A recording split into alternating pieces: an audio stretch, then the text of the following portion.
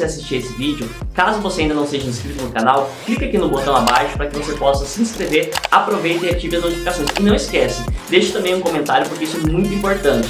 Agora, vai lá, assiste o vídeo e Deus te abençoe. Irmãos, graças a Deus, mais uma oportunidade que o nosso Pai nos concede de estarmos em Sua presença.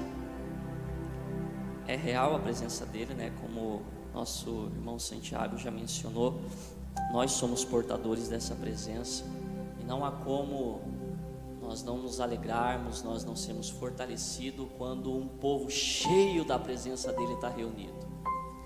Mas também é bem verdade que muitas das vezes nós podemos estar ao longo da nossa vida passando por tantas situações que nós, de alguma forma, nós deixamos que essa presença, deixamos que essa manifestação ela acabe sendo diluída, se esvaziando.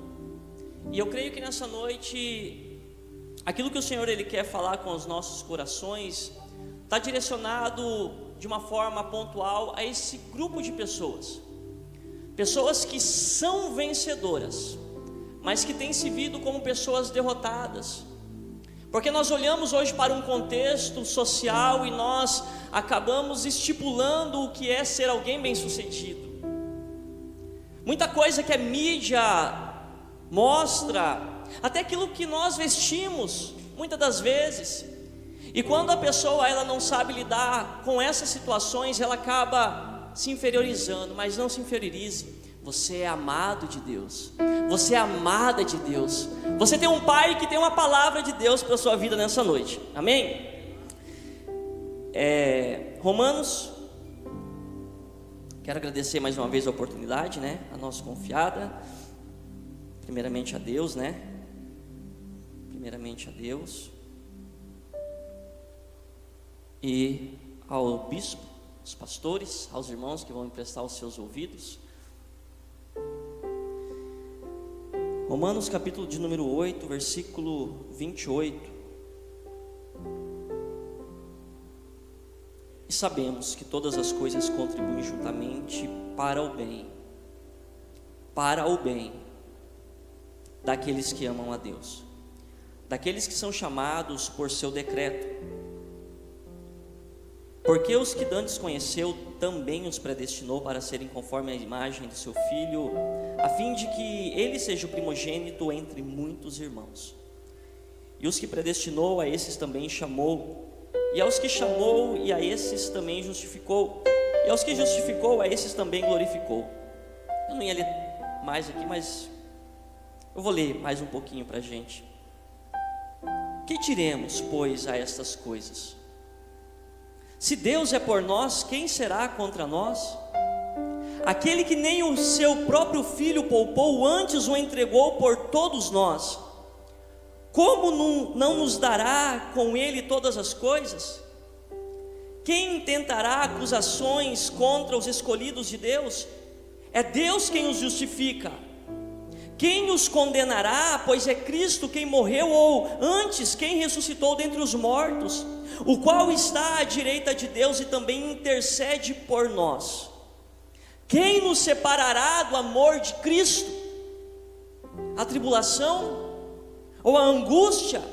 Ou a perseguição? Ou a fome? Ou a nudez? Ou o perigo? Ou a espada?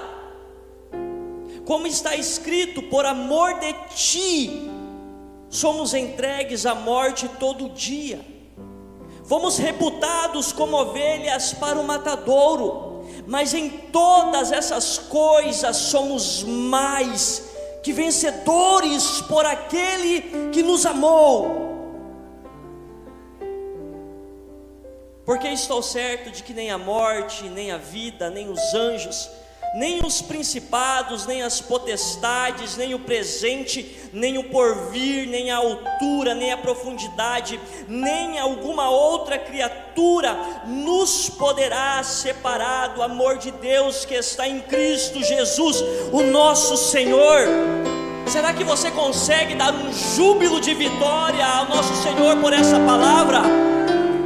Será Será que você consegue exaltar e entender que nós temos aqui uma oportunidade de glorificar aquele que é digno de toda honra e de toda glória? Aleluias, podeis assentar-vos.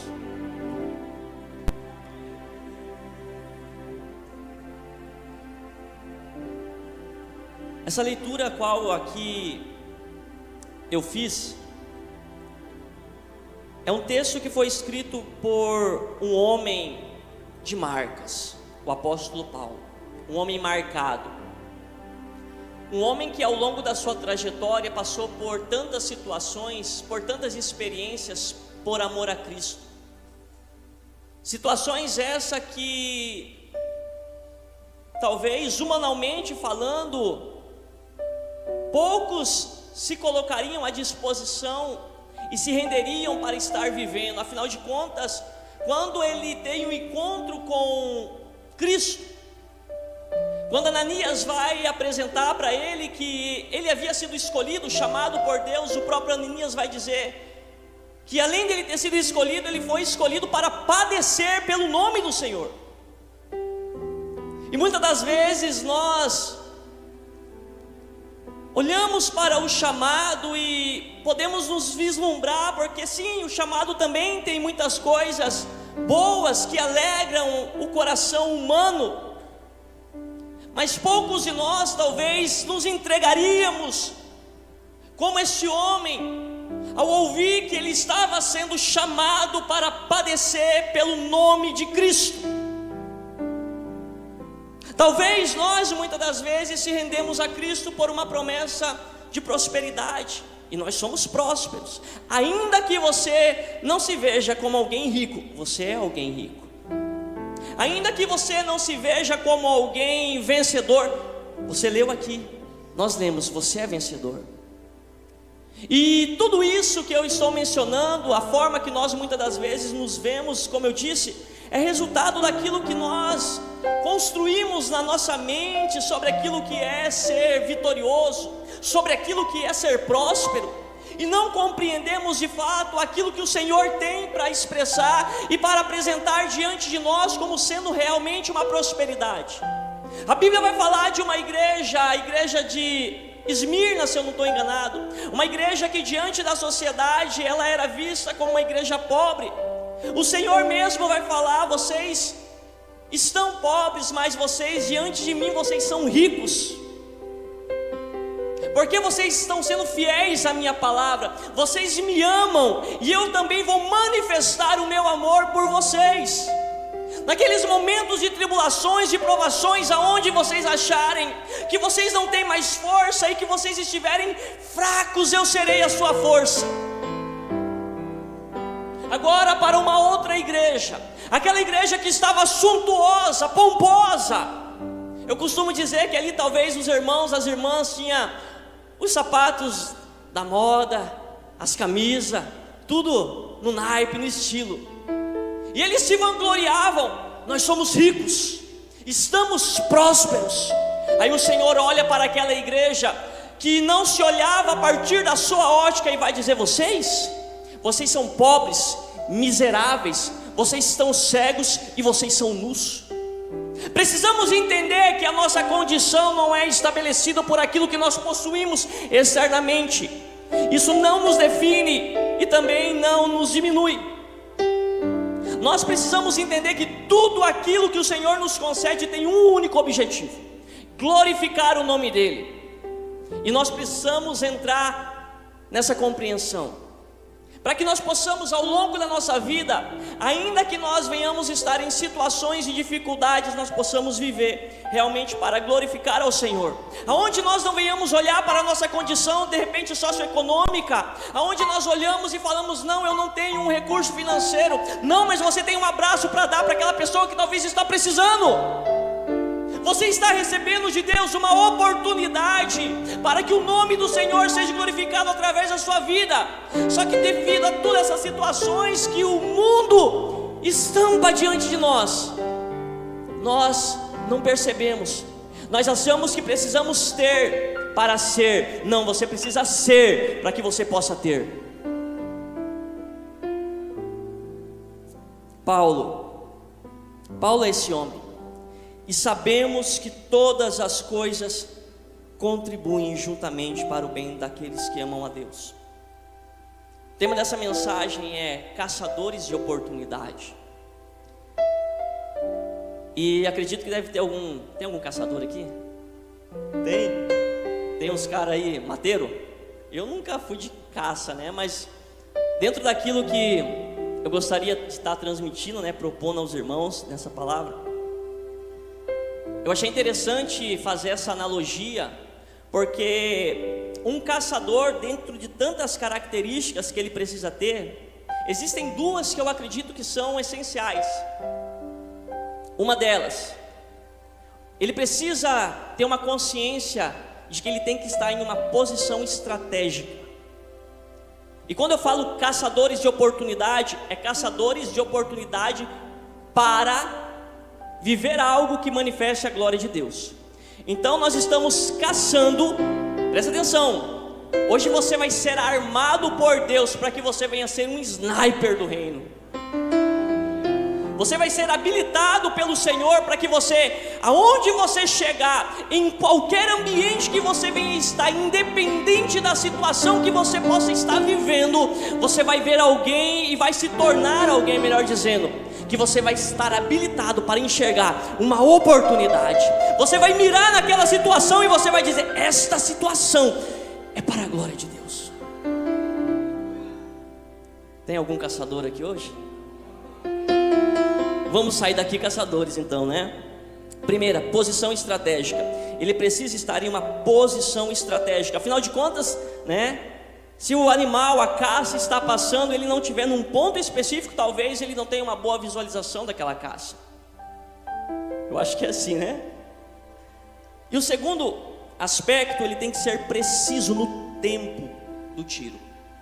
Um segundo, um milésimo de segundo, uma distração, algo que um bichinho de repente, né, que ele vai limpar, a hora que ele está com aquele animal na mira, um segundo é suficiente para que ele perca o tiro. E quando a gente vai falar sobre tempo, nós precisamos entender que no reino de Deus também existe um tempo para todas as coisas. Inclusive para que nós venhamos compreender que o Senhor, Ele estabeleceu situações em nossa vida para que em um tempo oportuno nós manifestemos a glória dEle e nós o glorifiquemos dentro dessas situações. Tem um texto onde Jesus Cristo, Ele está com os seus discípulos e Ele está com fome, Ele olha e vê uma árvore frondosa, cheia de folhas, uma figueira. Se aproxima daquela árvore, e quando ele observa, não tinha frutos. Ele amaldiçoa aquela árvore e vai dizer que aquela árvore ela iria secar-se.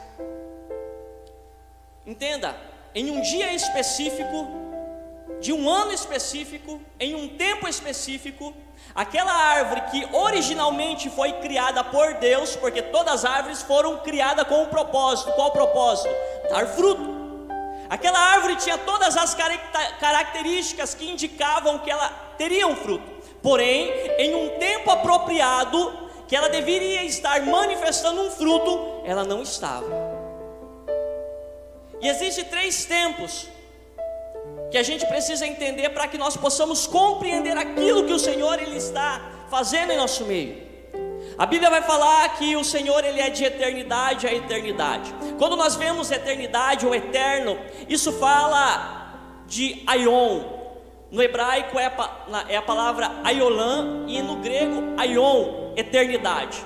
Tudo aquilo que o Senhor fez, Ele fez neste tempo, na eternidade, que não tem começo e nem fim. Mas também existem outros 2 tempos, que é o kairos, que é um tempo oportuno, onde algo que foi estabelecido por Deus precisa acontecer.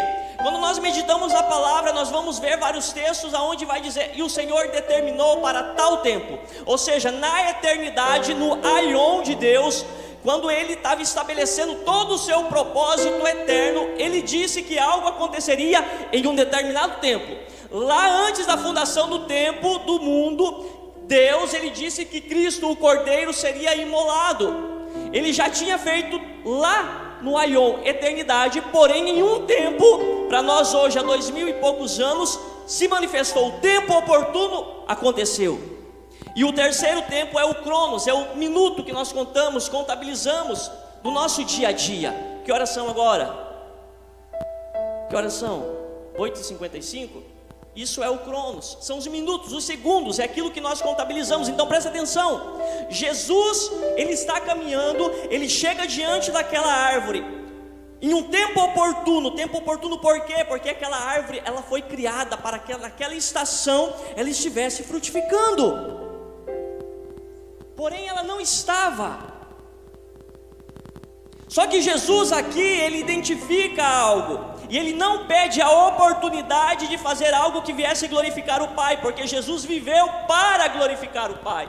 O que ele faz? Ele continua, ele não para, ele continua, ele vai até Jerusalém, ali ele é recebido, depois eles voltam em outro dia. Quando eles voltam, os discípulos olham tudo aquilo que tinha acontecido, a árvore estava realmente seca, e aí Jesus vai falar, homens de pequena fé. E a partir dali, Jesus ele começa a discorrer um ensinamento que ecoa, está aqui na palavra de Deus.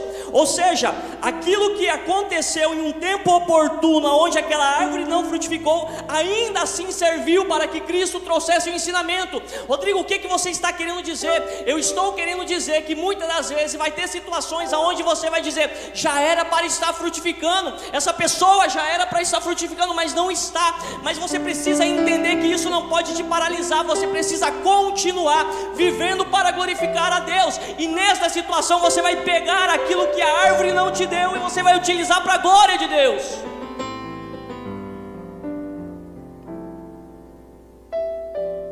Deu para entender? Em um tempo oportuno, algo é estabelecido para que nós glorifiquemos ao Pai. E que tempo é esse? É hoje, é agora. Jesus, quando ele se depara com a mulher samaritana, ela vai perguntar sobre adoração, e virá um tempo em que os verdadeiros adoradores adorarão ao Pai em espírito e em verdade. E quando é que é esse tempo? É hoje, ele já chegou, é o que ele fala para ela. O tempo oportuno chegou para que você adore, para que você viva de maneira que o Pai seja glorificado. Então nós precisamos compreender essa questão do tempo, porque o caçador ele está em uma posição estratégica e ele precisa ter o time, o tempo. O tempo não volta. Quantos aqui de repente perderam o time, o tempo de hoje, de repente ter dado um abraço em quem você poderia, e esse abraço glorificaria ao Pai? Quantos de nós perdemos o time em tantas coisas ao longo da nossa vida, coisas simples, mas são coisas que glorificam a Deus. Paulo ele não perdia as oportunidades porque ele era um caçador. Paulo ele está numa prisão, após ter expulsado um demônio de uma mulher. Ele juntamente com Silas são lançados em uma prisão por pregar o Evangelho. Perto da meia-noite, a Bíblia vai dizer que esses dois homens, em uma situação totalmente desconfortante, em um horário talvez que nós estaríamos reclamando, talvez alguns iam estar dormindo, não sei, mas na prisão, tendo sido açoitado, com as costas marcadas, esse homem ele se levanta e ele começa a adorar, ele começa a exaltar aquele que era, que é e que há de vir.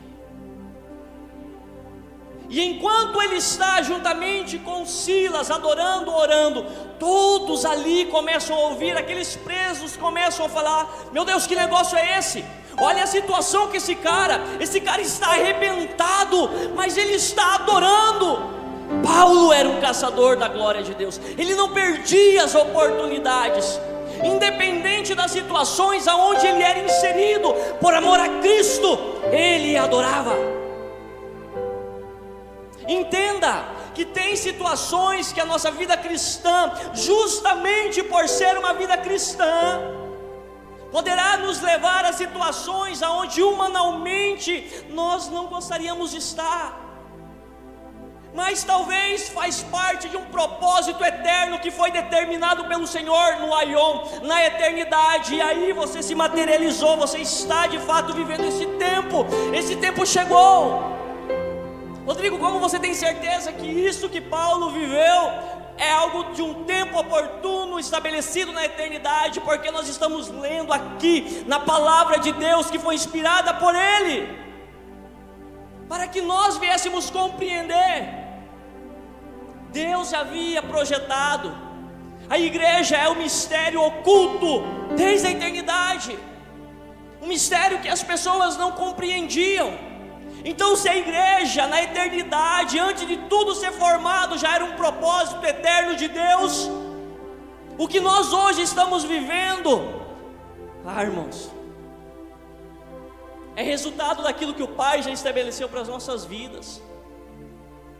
A grande maioria das coisas, se nós verdadeiramente o amamos. Por quê? Porque todas as coisas contribuem juntamente para o bem daqueles que amam a Deus, daqueles que são chamados por seu decreto, por seu propósito. Se você é alguém que ama a Deus, você é alguém que se rendeu verdadeiramente a Ele, e talvez esteja passando por um momento difícil, esta é uma oportunidade que Ele está te dando para que o nome dEle seja glorificado. Jó, diante do seu drama que ele viveu, eu acho algo extraordinário isso, preciso ler. Jó, aleluias, ele está passando por uma situação tão difícil, perca de familiares, seus filhos, financeiramente o homem estava destruído, e sua saúde.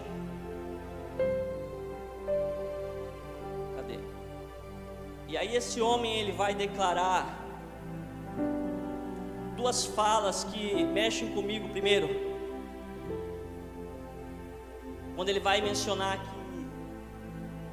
que nu ele foi formado e que nu ele voltaria, bendito seja o nome do Senhor. Então você vê alguém que está, independente das situações que ele vive, ele está vivendo para glorificar a Deus. Agora, versículo 23 do capítulo 19, olha o que Jó vai dizer: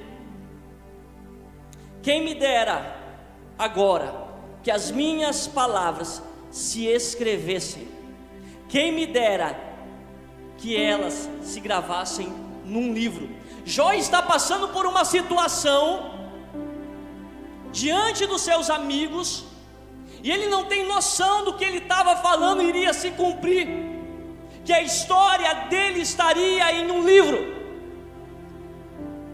Ele não tinha noção que a experiência que ele estava vivendo, dramática, era algo que tinha sido estabelecido pelo Pai na eternidade, e que estaria sendo contado hoje para inspirar e nos potencializar a vivermos tudo aquilo que o Senhor tem para as nossas vidas. Então, entenda que diante das dificuldades, levanta a sua cabeça, você é mais que vencedor. Vidas precisam ser influenciadas por você, uma geração está olhando para você, então levanta a sua cabeça. Você não é um perdedor. Aleluias. E depois ele continua: porque eu sei que o meu Redentor vive, e que por fim se levantará sobre a terra, e depois de consumida a minha pele, ainda em minha carne eu verei a Deus.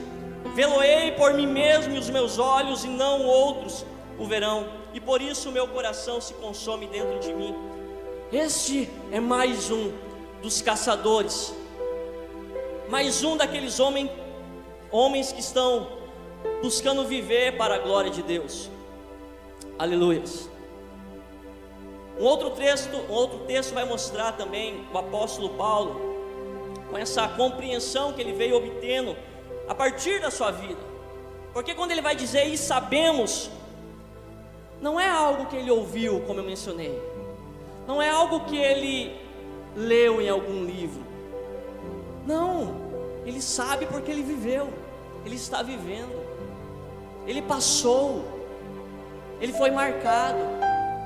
Eu acho algo fascinante, porque esse mesmo homem, o apóstolo Paulo, ele chegou num nível de compreensão em Deus tão profundo, que eu acredito que de certa forma esse cara passou a ter prazer em suas dores, porque ele entendeu que aquilo que ele passava era para que outras pessoas pudessem ser consoladas.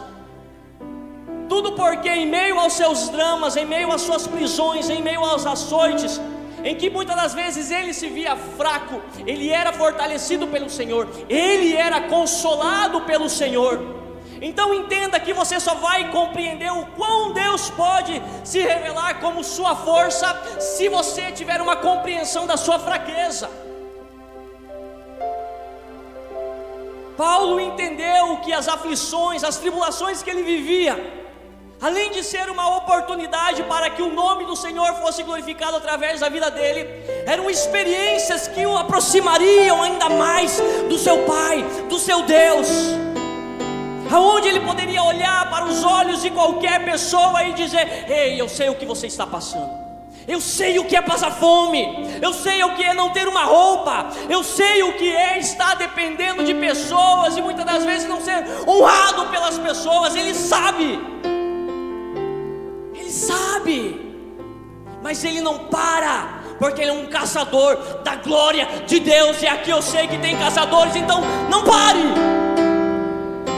não pare.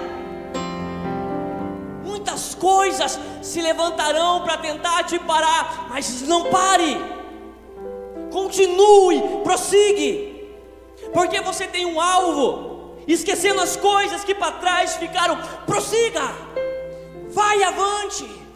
Você é um soldado do reino, você está armado. Mire o seu rifle aonde precisa ser mirado, atire para a glória de Deus. Derrube o filisteu incircunciso que tem se levantado contra você. E eu não estou falando de uma pessoa, eu estou falando de nós entrarmos em um nível de consciência do Espírito, entender que estamos em Cristo, e que lá nós ganhamos, e lá nós batalhamos, e lá nós somos mais que vencedores. Você consegue entender isso? Ou o que vai te separar do amor dele? A perseguição? A nudez?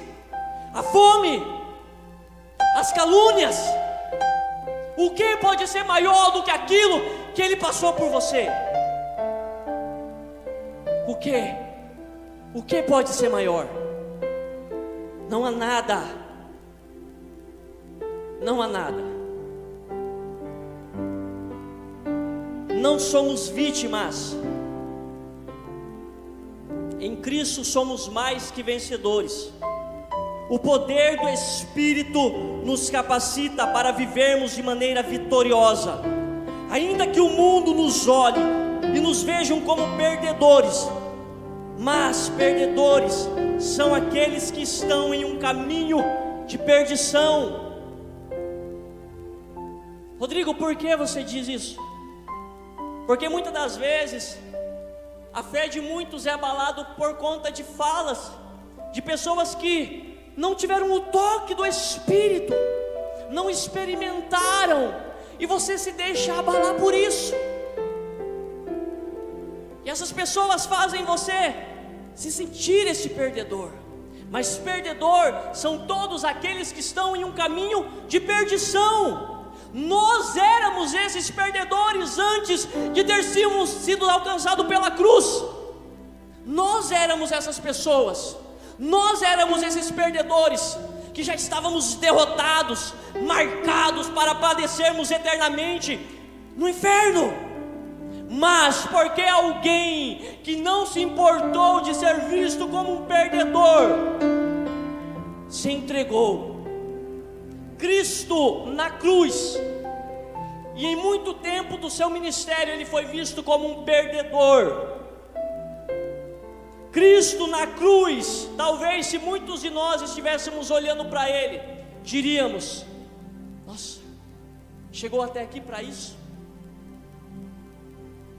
Mas não era o Messias? Está aí dilacerado, está aí ensanguentado.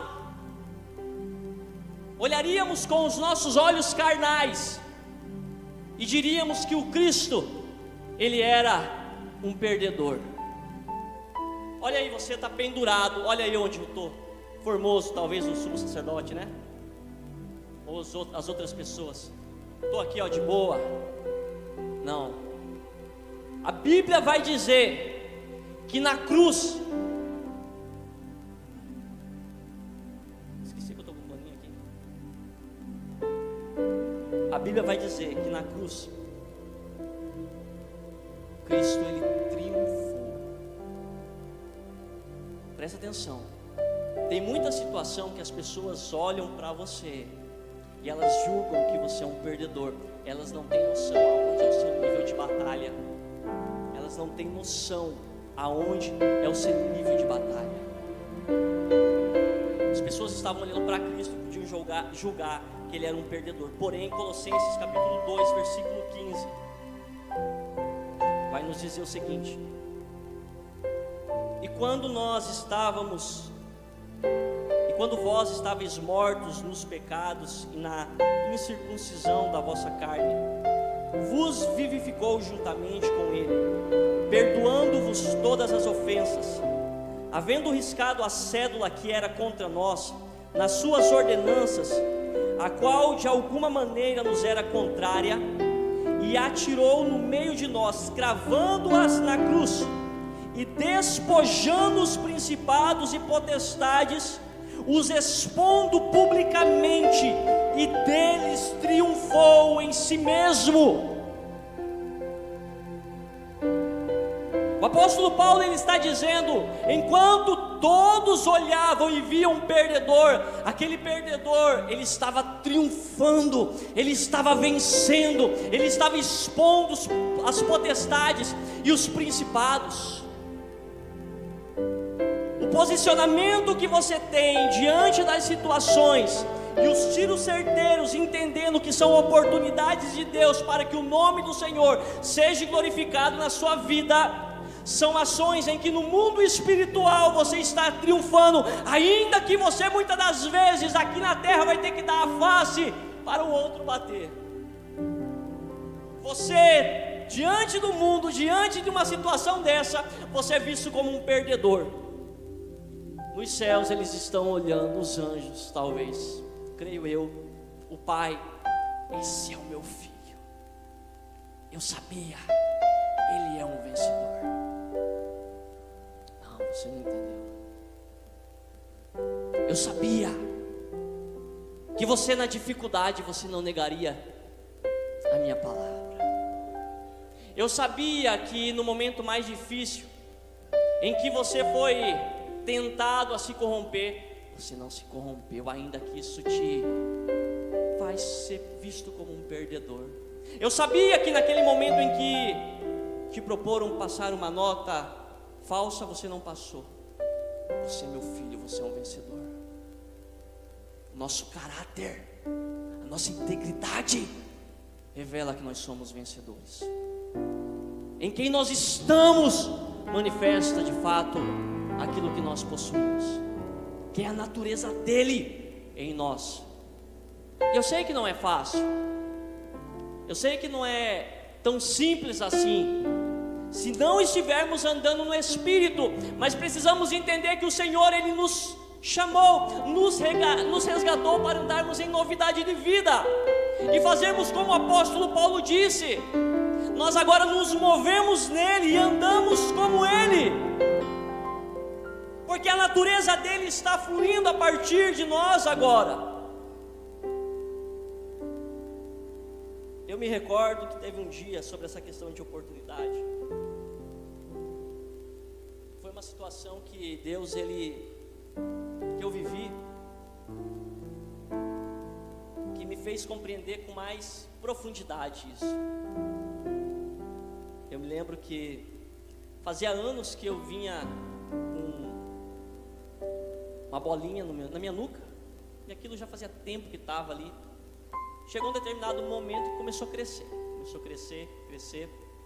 já devia ter uns 4, 5 anos, eu nunca me importei. Sabem como que é homem, né? Homem só espera aquele momento e não tem mais, né, o que fazer, e aí ele vai buscar uma solução, muitas das vezes. E aquele negócio foi crescendo na minha nuca, E chegou um tempo que começou a queimar, começou a arder, e começou a crescer tanto que as pessoas começaram a olhar, minha noiva, familiares, e aquilo, querendo ou não, começa a gerar na gente, né, um certo temor, se assim podemos dizer.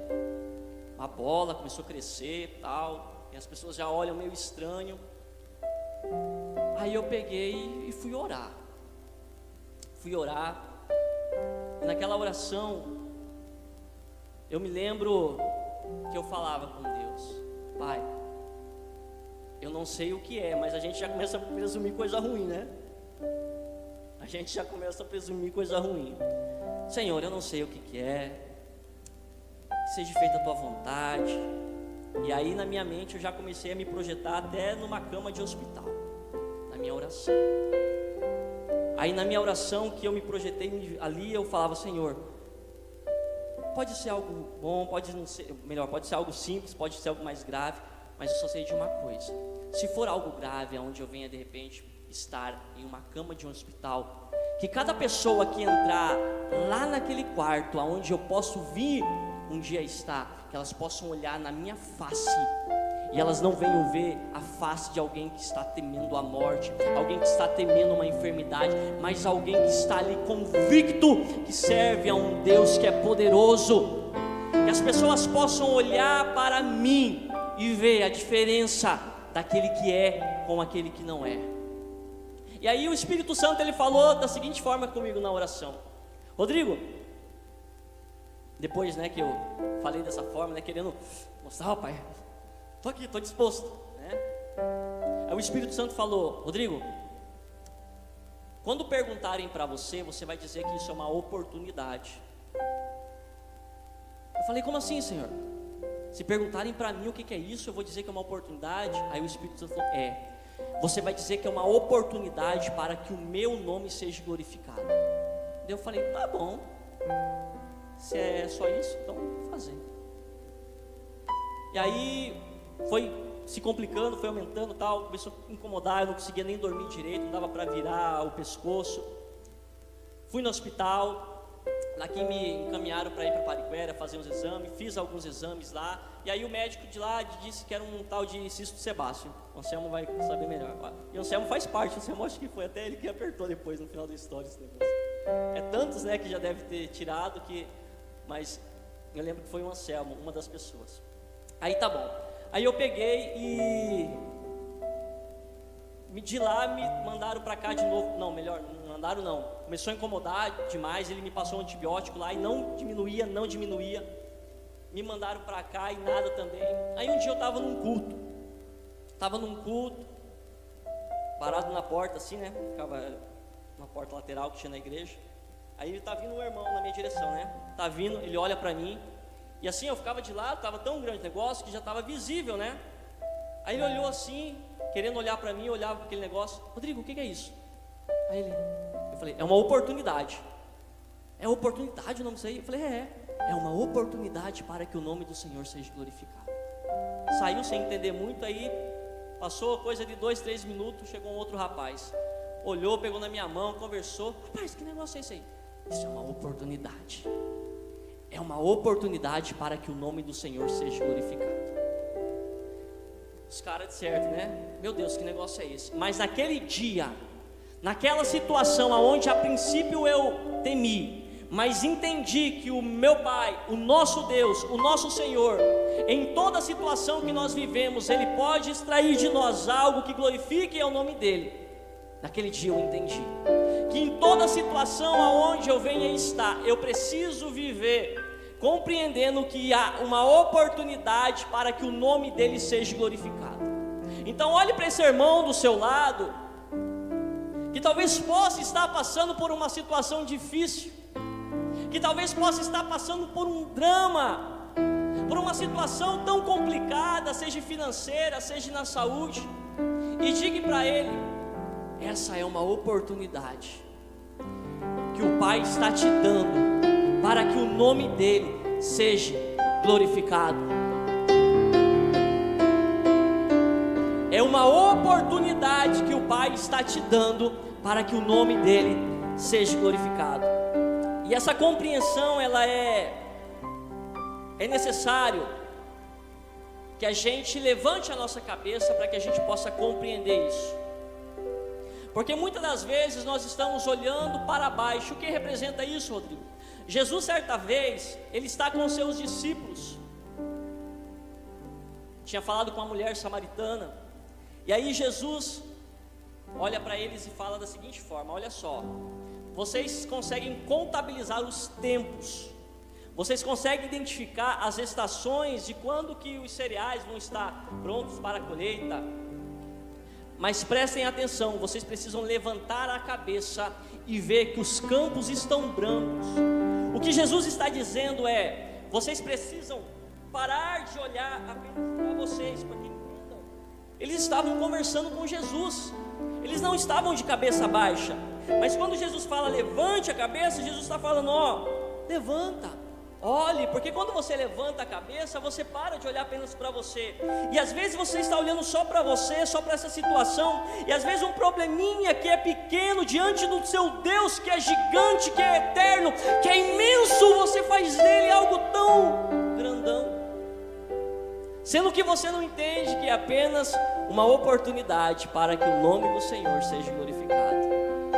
Então levantemos os nossos olhos, que possamos compreender que nós como igreja estamos diante dos campos que estão brancos, e as pessoas precisam olhar para nós e ver a diferença, ver que nós não nos abalamos, que somos de fato como os montes de Sião, inabaláveis, ainda que humanamente em alguns momentos a gente sente o baque, né? Mas é aquilo que eu falei, nesses momentos, vai para o secreto, se esconde nele, e você vai entender que ele vai ser a sua força. Amém?